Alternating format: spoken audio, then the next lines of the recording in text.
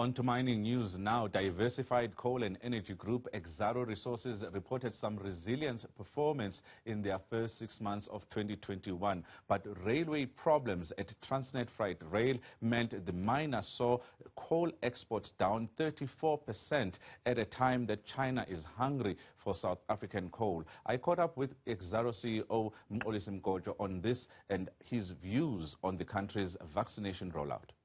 We were also challenged by, and we continue being challenged by the performance of TFR, Transnet Freight Rail.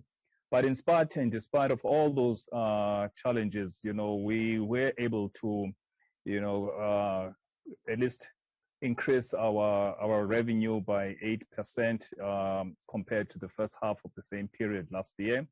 And on a year-on-year basis, our EBITDA was up by 10% to 4.3 billion compared to the previous year, same period previous year. And our core headline earnings per share was up by 103% compared to the same period last year. And where we actually came down was on our, especially if you compare that now from the second half of last year, was really on our coal exports. You recall we had recorded a record of 12.1 million tons of exports the previous year. But in this first half alone, we were at 4.1 million tons, which was down by 34%, which means that if you annualize that, we will only really get to about 8.2 when you consider that we had record performance last year. One question that I'm asking captains of industry like yourself is that we've seen some big industries contemplating, making vaccination a sort of compulsory. As Exxaro, do you think that, is this where you'd like to go? No, that's a very, very interesting question, Kolani, because, it's got a whole host of issues tied to that.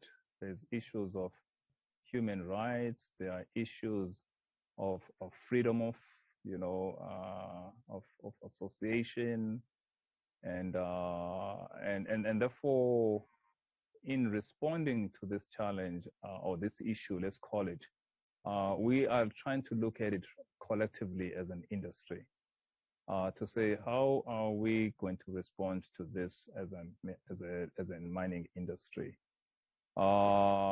because you've got to be very careful about how you approach this.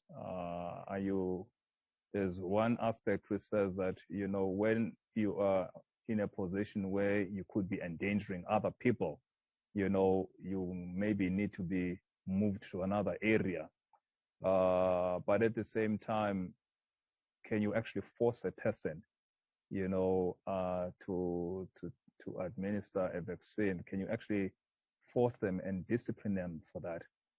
We are not there yet with the solution with that. We are busy still engaging on this to say how best do we deal with this? Because remember, by and large, as a mining industry, there are only a few unions. So what you do in one mine can indirectly impact on what impacts it has on another mine because you're dealing with the same unions.